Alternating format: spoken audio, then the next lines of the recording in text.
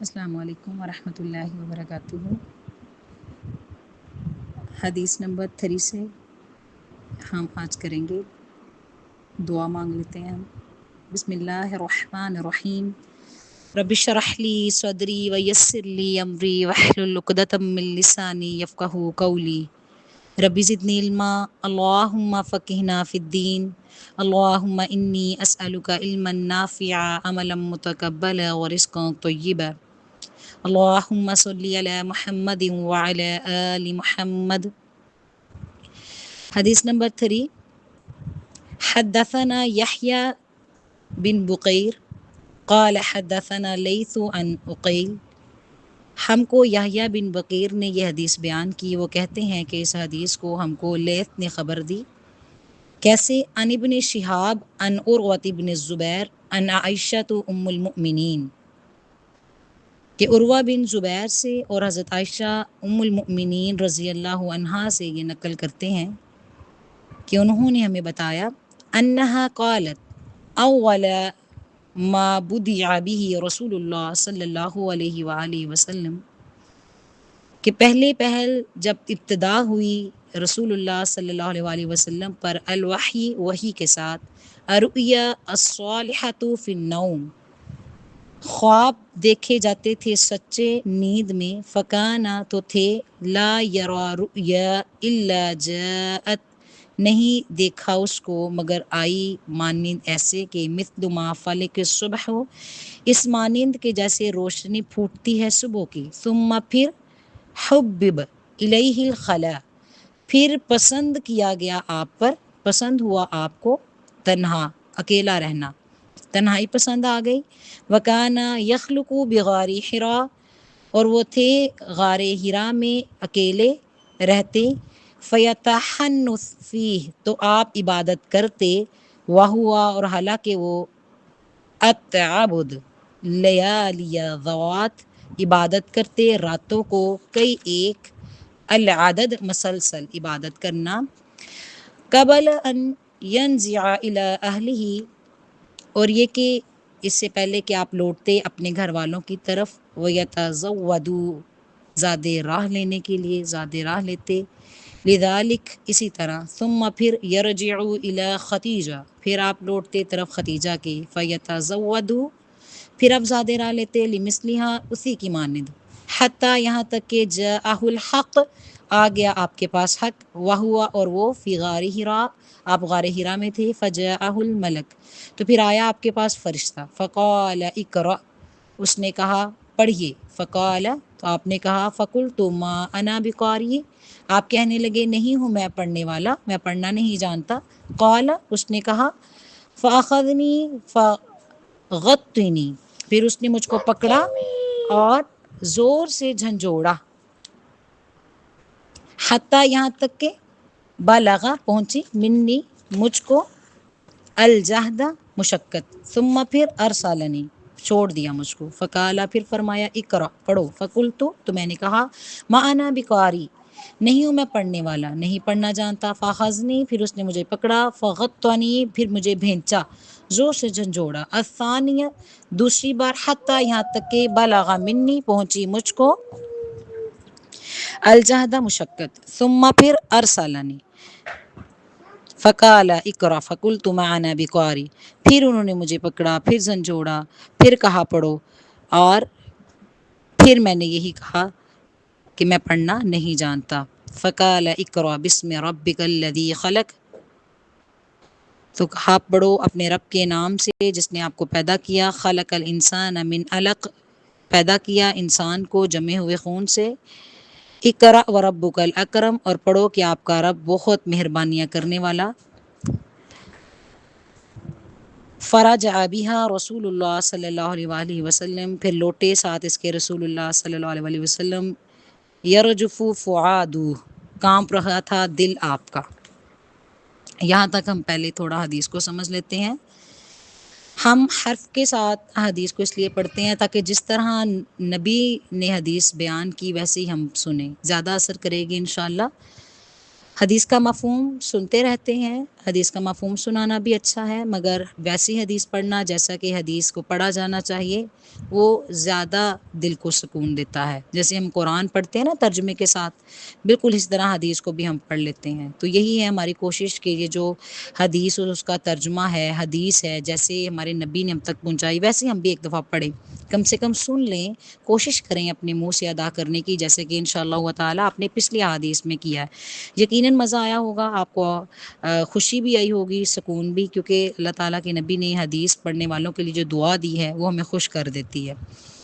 اب ہم کو یحییٰ بن بکیر، یہ تھے امام بخاری کے استاد، جیسے کلاس میں ایک حدیث پڑھی جاتی ہے جیسے میں اور آپ پڑھ رہے ہیں، انہوں نے یہ ایک سند پوری ڈالی ہے اس حدیث میں۔ وہ بتاتے ہیں کہ اللہ کے نبی پہل جب حدیث آنے کا سلسلہ شروع ہونا تھا تو آپ کو سچے خواب آنے لگے، اور خواب ایسے آتے جیسے صاف صبح روشن کوئی چیز دیکھی جاتی ہے، فلک کہتے ہیں پھٹنا دانے کا، تو ایسی جیسے صبح پھٹتی ہے، نکلتی ہے، پھوٹتی ہے صبح، تو اس طرح واضح طور پہ خواب آپ کو یاد رہتا۔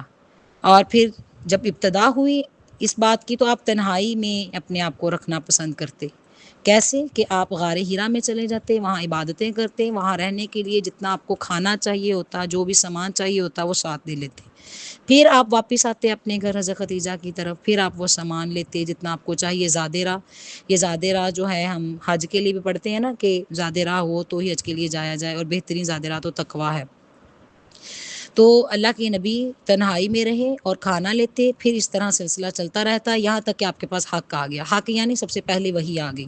پہلی وحی کیا آئی کہ آپ پڑھیے، فرشتہ آیا، وہ اس طرح تھا کہ اصل شکل میں آیا تھا، یہ فرشتہ جبرائیل علیہ الصلوۃ والسلام اصل شکل میں آئے، 600 پر تھے، اور اتنا پر تھا جتنا کہ آپ کی نظر جاتی ہے، اتنا بڑا، اور آپ جو تھے وہ بہت ڈر گئے۔ اس نے کہا پڑھو، تو آپ کہتے ہیں میں تو پڑھنا نہیں جانتا۔ جیسے آج بھی دیکھیے کہ بچوں کو ہم جب پڑھنے کا کہتے ہیں تو بچوں کے لیے پڑھنا سب سے مشکل ہوتا ہے، چاہے وہ دنیا کا ہو یا وہ آخرت سے ریلیٹ کرتے قرآن و حدیث ہوں، بلکہ بڑوں کو بھی دیکھیں جب پڑھنے کی بات آتی ہے تو مشکل لگتا ہے، جیسے آج کل ہم حدیث پڑھ رہے ہیں تو تھوڑا مشکل لگ رہا ہے۔ تو ایسے ہی اللہ کے نبی نے فرمایا میں تو پڑھنا نہیں جانتا۔ جیسے آپ کے بہت زیادہ یہ کمنٹس مجھے آتے ہیں نا کہ ہم پڑھنا ہی نہیں جانتے، ہمیں آتا ہی نہیں ہے، تو کوئی بات نہیں، اللہ کے نبی نے بھی بالکل پڑھنا لکھنا نہیں آتا تھا، پھر آپ نے پڑھنا لکھنا شروع کیا اور معلم بن گئے تمام جہان والوں کے لیے۔ اسی طرح جب ہمارے پاس علم ہے احادیث کا تو اللہ کی نظر میں ہم عالم ہیں۔ اگر ہم دنیا کا سارا علم بھی لے لیں، ہمارے پاس قرآن و حدیث کا علم نہیں ہے، ہم جاہل ہیں، کوئی علم ہم نہیں رکھتے، ہمارے پاس قرآن و حدیث کا علم ہے، ہم اللہ کے ہاں علم والے ہیں، اور علم والے ہی ہوتے ہیں جو اللہ سے ڈرتے ہیں، علم والے ہی ہوتے ہیں جو اللہ سے محبت کرتے ہیں، اور علم والوں ہی سے اللہ محبت کرتا ہے، اور علم والوں ہی پر اللہ اپنا رحمت کرتا ہے۔ جیسے فتلقى آدم ربه، بس سیکھ لیا آدم علیہ السلام نے اپنے رب سے کلمات، ان کلمات، چند کلمے، فتاب علیہ، تو اللہ اس پہ مہربان ہو گیا۔ تو یہ مہربانی کی ایک علامت تھی جو اللہ تعالیٰ نبی کریم صلی اللہ علیہ وسلم پر کر رہے تھے، اور ہوا یہ کہ نبی بھی بہت ڈر گئے، وہ بھی کہنے لگے کہ فقلت ما انا بقارئ، مجھے نہیں پتا، میں نہیں پڑھنا جانتا، مجھے نہیں آتا، فاخذنی فغطنی، تو انہوں نے اسے پکڑا، جھنجھوڑا۔ اب جھنجھوڑنا کا ایک ورزش ہوتی ہے نا، جیسے کہ بچہ سو کے اٹھتا ہے تو بالکل لیزی، کچھ سمجھ نہیں آتا، اور ایک ہم کچھ کام کرتے کرتے کہیں جاتے ہیں تو ہم فریش ہوتے ہیں، تو جھنجھوڑنے کا مطلب ایک ورزش ہے، بالکل ایکٹیو کر رہے ہیں کہ بس آپ جاگیں، ادھر دیکھیں۔ جیسے ہم آپ کو ایکٹیو کرنے کے لیے کبھی ڈانٹ دیتے ہیں، کبھی اٹھا دیتے ہیں، کبھی کھڑا کر دیتے ہیں ایک بچے کو کہ وہ ادھر نہیں اس کا دھیان، تو ایسے ہی اللہ کے نبی کے لیے بھی کہ ایک دور سے زور سے جھنجھوڑا تاکہ ایک ورزش ہو جائے اور ذرا ایکٹیو ہو جائے کہ دیکھیں وہ اللہ تعالیٰ انہیں کیا فرمانے لگے ہیں، اور کیا فرمایا، اپنے رب کے نام سے پڑھیں۔ اللہ کے نام سے پڑھنا، دیکھیں اللہ کے نام سے پڑھنے کی کتنی برکتیں ہیں۔ سب سے پہلے جو بات نبی کو سکھائے گی وہ یہی سکھائے گی، رب کے نام پر، اللہ کا نام، بسم اللہ، ہر کام شروع کرنے سے پہلے ہم لیتے ہیں اور ہمیں لینا چاہیے۔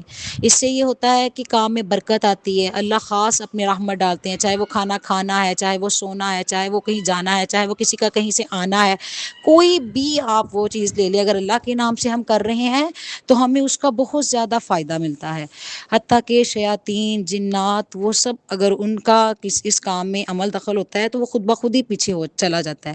ایون کہ ہم میں سے اگر کوئی نہاتا ہے یا کپڑے چینج کرتا ہے، وہ بسم اللہ پڑھتے ہیں، جو جنات شیاطین وہاں سے چلے جاتے ہیں، اور اگر ہم نہیں پڑھ رہے ہوتے تو وہ ہمارے لیے جانے کا باعث نہیں ہے، وہیں پر کھڑے رہتے ہیں۔ تو بسم اللہ کی برکتیں ہیں، بسم اللہ پڑھنے سے اللہ تعالیٰ کی رحمت ہوتی ہے۔ تو ہر کام میں اللہ ہی کا نام ہے، ہر کام اللہ ہی کے نام سے ہے، اللہ کے نام کے علاوہ ہماری زندگی میں کیا ہے؟ تو سب سے پہلی بات بھی یہی سکھائے گی، اللہ کے نام سے پڑھیں۔ اس لیے جب ہم اپنی کلاس شروع کرتے ہیں تو ہم کہتے ہیں بسم اللہ الرحمن الرحیم، اور پھر گھر سے نکلتے وقت ہم دعا پڑھتے ہیں بسم اللہ توکلت علی اللہ لا حول ولا قوۃ الا باللہ۔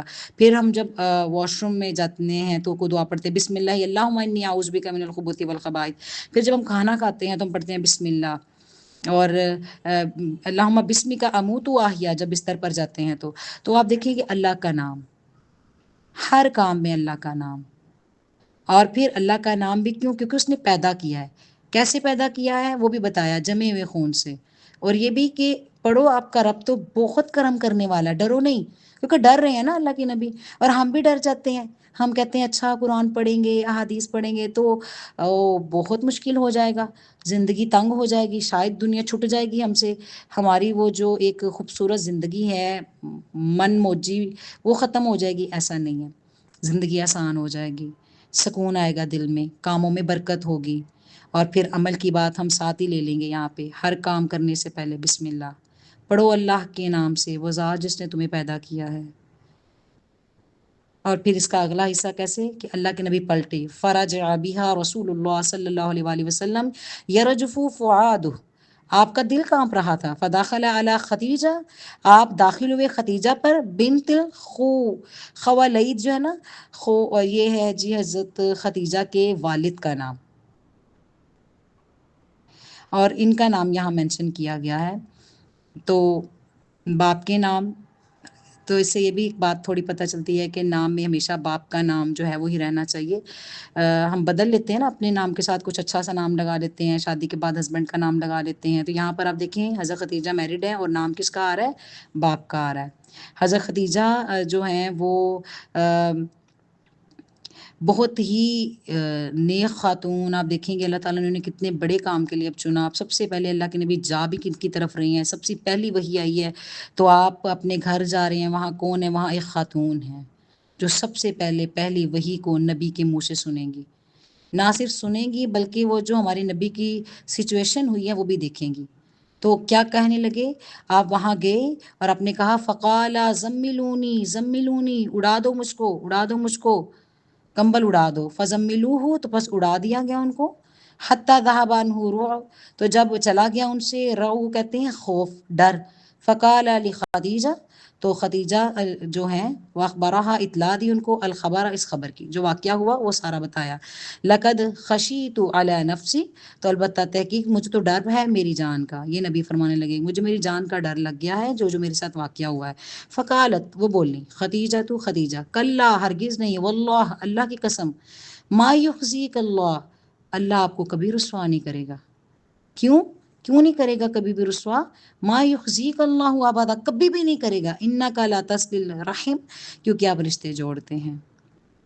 اور دوسری تعریف، وتحمل الکل، آپ اٹھا لیتے ہیں بوجھ، وتکسب المعدوم، آپ کما کر دیتے ہیں معدوم سے، تقری ضعیف، آپ مہمانوں کی مہمان نوازی کرتے ہیں، وتعین علی نوائب الحق، آپ مدد کرتے ہیں حادثوں کی حق کے ساتھ، جو لے گئی آپ کو، فانطلقت، تو لے آئیں آپ کو، کون؟ خدیجہ، تو خدیجہ، حتی اتت بھی، تو یہاں تک کہ آپ لے آئیں، ورقۃ بن النوافل، ورقہ بن نوافل کے پاس۔ یہ کون تھے؟ ابن اسد ابن عبد العزیٰ، ان کے باپ اسد تھے اور ان کے جو دادا تھے وہ عبداللہ بن عزیٰ، یہ ان کے پاس، اور ان کے والد یہ ہے ورقہ بن نوافل کے باپ و دادا کا نام، اور یہاں حضرت خدیجہ کے کیا لگتے تھے؟ یہ ابن ام الخدیجہ، چچا کے بیٹے تھے خدیجہ کے، ٹھیک ہے۔ وکان امر، اور کہنے لگے وہ، جبکہ ان کے کام کی تصدیق کی جا رہی ہے کہ ورقہ بن نوافل کیا کرتے تھے، تنصر فی الجاہلیہ، زمانہ جاہلیت میں وہ ہو گئے تھے عبرانی، کتاب لکھا کرتے تھے عبرانی کی، فیکتب من الانجیل، وہ لکھتے تھے انجیل سے، بالعبرانیہ، عبرانی سے لکھتے تھے، ما شاء اللہ، جو اللہ چاہتا تھا، ان یکتب، کہ وہ لکھتے، یعنی جو اللہ چاہتا تھا وہ لکھتے تھے، وکانا شیخا، اور وہ بوڑھے ہو چکے تھے، کبیرہ، بہت بوڑھے، قدامیہ، اور وہ اندھے بھی تھے. دیکھیے اندھے بھی تھے اور لکھتے تھے. ہم تو یہاں آنکھوں والے ہیں، صحت، آنکھیں اور اتنی سہولیات رکھتے ہیں. اور پھر فقالت، تو کہنے لگی، لہو، اس کو، اس سے، یعنی اس سے خدیجہ کہنے لگی، یا ابن ام سمی، اے میرے چچا کے بیٹے، سنو، اخی ہی، سن لو اپنے بھائی کے بیٹے کی بات. فقال لہو ورقہ، تو کہا ورقہ نے، یعنی ورقہ بن نوفل نے کہا، یا ابن الاخی، اے میرے بھائی کے بیٹے. اب اپنائیت دیکھیں آپ، خیر خواہی. کہنے لگے، ماذا ترا، کیا دیکھا ہے آپ نے؟ فاخبارہ، تو مجھے خبر دے. رسول اللہ صلی اللہ علیہ وسلم خبر ہمارا، تو آپ نے خبر دی جو آپ نے دیکھا تھا. فقال، آپ نے فرمایا، لہو، اس کو، ورقتو، ورقہ کو، ھذا الناموس، یہ تو وہی ناموس ہے، الذی، وہ جو کہ نزل اللہ، نازل ہوا تھا، نازل کیا تھا اللہ نے، علی موسیٰ، موسیٰ علیہ السلام پر. یا لیتنی فیہا، اور اے کاش کہ میں ہوں جزع، جوان. لیتنی اکون حیا، یا میں ہوں کاش زندہ. عید، جب یخرجو کا قوم، جب نکالے گی تجھ کو تیری قوم. فقال رسول اللہ صلی اللہ علیہ وسلم، تو رسول اللہ صلی اللہ علیہ وسلم نے فرمایا، آوا مخرجہ ہوں، کیا مجھے نکال دے گی میری قوم؟ قال، فرمایا، نعم، ہاں، نکال دے گی. یہاں تک ہم پہلے بات سمجھ لیتے ہیں کہ اب آپ دیکھیں حضرت خدیجہ سب سے پہلے سننے والی بنی وہی کو، یہ خاتون ہے. یہ ہم سب خواتین کے لیے ایک بہترین نمونہ ہے. پھر دیکھیں اپنے شوہر کو کتنی تسلی دے رہی ہیں، وہ بھی ان شوہر کو جو کئی دن کے لیے تنہائی پسند رکھتے تھے، چلے جاتے تھے غار میں، اور جب چلے جاتے تھے غار میں زیادہ راہ لے کے، جب زیادہ راہ ختم ہوتا پھر آتے، پھر لے کے پھر چلے جاتے. ہم تو دیکھو اتنے اعتراضات کرتے ہیں، ہمارے گھر کے اتنے زیادہ ایشو اس لیے رہتے ہیں کہ ہمارے شوہر میں ٹائم نہیں دیتے، کہاں چلے جاتے ہیں، تاکہ وہ ہمارے بچوں کے لیے کچھ کما رہے ہوتے ہیں. کیا ہم اگر ان کی جگہ ہوتے تو ہم ایسے کر پاتے؟ تو اللہ تعالیٰ دیکھیے کیسے چنتے ہیں. اور پھر دیکھیے وہ کیا ان کو بتا رہی ہیں کہ اب تو رشتے جوڑتے ہیں، اللہ آپ کے ساتھ کبھی رسوائی والی بات نہیں ہوگی، اللہ آپ کو عزتیں ہی دیں گے. تو رشتے جوڑنا کوئی آسان کام نہیں ہے، ہوتا تو مشکل ہی ہے. تو رشتے کیسے جڑتے ہیں؟ احسان کرنے سے. جتنا وہ کر رہے ہیں اتنا نہیں، بلکہ اس سے زیادہ کرنے سے. اور پھر بوجھ اٹھانا، بوجھ سے مراد یہ نہیں ہے کہ کوئی جا رہا ہے تو اس کا بوجھ اٹھانا، یہ بھی آپ اٹھاتے تھے، مگر آپ بوجھ اٹھاتے یعنی کسی کا غم سنتے، تسلی دیتے. اور اگر کوئی کما نہیں سکتا تھا تو آپ اسے کما کما کر دیتے. یہ بھی بہت بڑی نیکی ہے. مجھے یہاں بہت اچھی طرح یاد ہے کہ جب شروع میں 8th کلاس کی اسٹوڈنٹ تھی میں، تو ہمارا مدرسہ الحمدللہ ہم نے بنایا تھا، تو آنے جانے کے لیے ہمیں رینٹ چاہیے ہوتا تھا. تو چند بچوں کو میں جو تھی وہ الگ کلاسز دیتی تھی، اور وہ جو مجھے ہدیہ دیتے تھے پھر وہ میں رینٹ کے لیے دیتی تھی. اور اسی حدیث سے تو اتنی خوشی رہی، وہ ایک چھوٹا سا کام شروع ہوا، ہوتے ہوتے دیکھیں آج بڑھتا چلا گیا. تو یہ کہ اللہ کے نبی بھی کمائی کر کے دوسروں کی مدد کرتے تھے. تو ہماری تو وراثت میں بھی کچھ ہو، ہماری پاکٹ منی میں بھی ہو، تو ہم کہہ رہے ہوتے ہیں کہ اگر اللہ چاہتا تو انہیں خود ہی کھلا دیتا، ہم نہیں. اور ہم کتنا ہی دیتے ہیں کسی کو بھی. تو دینا جو ہے یہ ایک مومن کی علامت ہے، اور اللہ کو وہ بہت انسان پسند آتا ہے. پھر اللہ تعالیٰ ان کو چن لیتا ہے، اپنے خاص بندوں میں شامل کر لیتا ہے. اور وہ دیکھیں یہ صرف بیان کر رہی ہے نا حضرت خدیجہ ہمارے نبی کی. اور مدد کرتے ہیں آپ. وہ جو حادثات ہو جاتے ہیں، جیسے ہمارے ہاتھ سے ہو جاتے ہیں، تو کوئی نہ کوئی پریشانی، کسی کی آگ لگ گئی یا کوئی بھی، تو ان جگہوں پہ جا کے جب مدد کرنے والے ہوتے ہیں، یا ہماری فیملیز میں کبھی کچھ نہ کچھ حادثہ ہو جاتا ہے، تو یہ بہت بڑی سنت ہے. تو حضرت ختیجہ پھر لے گئی ان کو بہت بڑے معلم کے پاس. تو وہ معلم کون تھے؟ ورقہ بن نوفل. جب وہاں لے گئی پھر وہ بتانے لگی سب کچھ ان کو. پھر انہوں نے کہا یہ تو وہی فرشتہ ہے جو حضرت موسیٰ کے پاس آتا تھا، اب آپ کو آپ کے شہر سے نکال دیا جائے گا. تو اللہ کے نبی بہت حیران ہوئے کہ مجھے کیسے نکالا جائے گا؟ انہوں نے کہا ایسے ہی نکالا جائے گا کہ کوئی بھی شخص جس نے آپ جیسا کام کیا اسے نکال دیا جاتا تھا. وَإِن يُدْرِكْنِي يَوْمَكَ أَنْصُرَكَ، اور وہ کہتے ہیں اگر میں وہ دین آپ کے پالوں تو میں مدد کروں گا آپ کی. نصرن، مدد کرنا بہت مضبوط. مگر کیا ہوا؟ ثم لم ینشب، نہ وہ زندہ رہے. ورقہ، ورقہ زندہ نہ رہے. ان توفیہ، اور وہ فوت ہو گئے. اور وہی بھی کیا ہو گئی؟ فطرف الوحی، وہی بھی رک گئی. دیکھیں یہ بھی کتنی بڑی بات ہے. اللہ کے نبی کی اتنے دن مشکل اور جو تسلی دینے والے ہیں وہ اس دنیا سے چلے گئے. اصل جو امید ہے، اصل جو حوصلہ ہے وہ تو اللہ ہی سے ہے نا۔ اب بے شک ورقہ بن نوافل نے دیا مگر ایک وقت تک کے لیے، بس وہ چلے گئے، جلدی فوت ہو گئے، اور وہی بھی نہیں آ رہی تھی۔ پھر کیا ہوا؟ پھر اس کا دوسرا حصہ حدیث میں آتا ہے کہ قال ابن شہیبہ واخبرنی ابو سلمۃ ابن عبد الرحمن، ابن شہاب کہتے ہیں کہ مجھے ابو سلمہ بن عبد الرحمن نے، اور ان سے ان جبرین عبداللہ عن انصاری، ان سے جو ہے وہ نقل کی عبداللہ انصاری نے کہ آپ نے وہی کی کہ جب رک جانے کے زمانے کے حالات آ گئے کہ وہی رک گئی، فقال فی حدیث، اس کے بعد کیا ہوا کہ وہی دوبارہ آنے لگی۔ کیسے ہوا؟ ایک دفعہ ایسے ہوا کہ بینا ام ممشیا، درمیان میں چل رہا تھا، اذ سمیت صوتن، جب میں نے سنی ایک آواز، من السماء، آسمان سے، فرفعت بصری، تو میں نے اٹھائی اپنی نگاہ، فاذا الملک، تو دیکھا کہ فرشتہ ہے، الذی، وہی، جاءنی، جو آیا تھا میرے پاس، بحرا، غار ہرا میں، جالسن، بیٹھا ہوا تھا، علی کرسی، کرسی پر، بین السماء والارض، آسمان اور زمین کے درمیان، اس کی جو کرسی تھی زمین و آسمان پر چھائی ہوئی تھی اور وہ اس کرسی پہ بیٹھا ہوا تھا۔ فرعبت منہ، تو میں ڈر گیا، فرجعت، میں پلٹا، فقلت زملونی زملونی، تو میں نے آ کے کہا اڑا دو مجھ کو، اڑا دو مجھ کو، فانزل اللہ تعالیٰ، تو اتارا اللہ تعالیٰ نے، یا ایھا المدثر، اے کمبل اوٹ کے لیٹنے والے، قم فانذر، کھڑے ہو جاؤ، اٹھ کھڑے ہو جاؤ، اور لوگوں کو اللہ کے عذاب سے ڈراؤ، الی قولہ، آگے کی آیات تک، فرجزا، تو گندگی، وہجر، چھوٹ گئی، چھوڑ دی گئی، وہ تبع، اور طے بطے آئی، پھر تبعتن، روایت، یعنی ایک کے بعد ایک۔ اس کے بعد پھر حدیث جو بتا رہی ہے وہ یہ کہ وہی ایک کے بعد ایک آتی رہی، اور اس کو بیان کس نے کیا ہے؟ عبداللہ بن یوسف و ابو صالح و تبع ہلال بن ردائن عن الزہری وقال یونس معمر بوادر۔ تو یہ حدیث جو ہے یہ ہمیں ایک پورے ثبوت سے ملتی ہیں۔ دیکھیں یہ واقعہ سن کے کیسی فیلنگز ہے، کیسے ہمارے نبی کے ساتھ ہوا تھا، کیسے وہی کا سلسلہ شروع ہوا تھا۔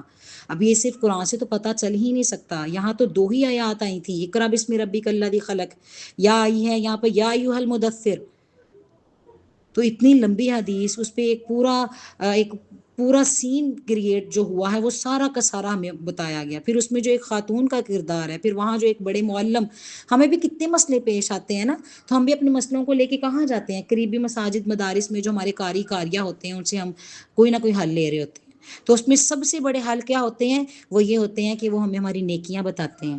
نیکیاں کیسی بتاتے ہیں؟ کہ آپ یہ نیکی کرتے ہیں، یہ نیکی کرتے ہیں، اللہ آپ کے ساتھ اچھا ہی کرے گا۔ تو اگر کوئی نیکی نہ کرتا ہو تو اس کی اصلاح کیسے ہوگی؟ اس کے ساتھ خیر کیسے ہوگی؟ اور یہاں پہ بھی دیکھیں اللہ کے نبی اگر غمگین ہیں تو ان کی نیکیاں گنوائی جا رہی ہیں۔ تو عمل کی بات ہمارے لیے یہ ہے کہ ہم بھی نیکیوں میں اضافہ کریں، ہم بھی نیکیاں کرنے والے ہوں، کم سے کم یہ نیکیاں جو آج ہم نے پڑھی ہیں، رشتوں کو جوڑے، جو رشتوں کو جوڑتا ہے وہ اللہ سے جڑ جاتا ہے، جو رشتوں کو توڑتا ہے وہ اللہ سے ٹوٹ جاتا ہے۔ رشتوں کو جوڑنا ڈبل اجر ہے ہر کام کا۔ اور پھر اس کے علاوہ کیا ہے؟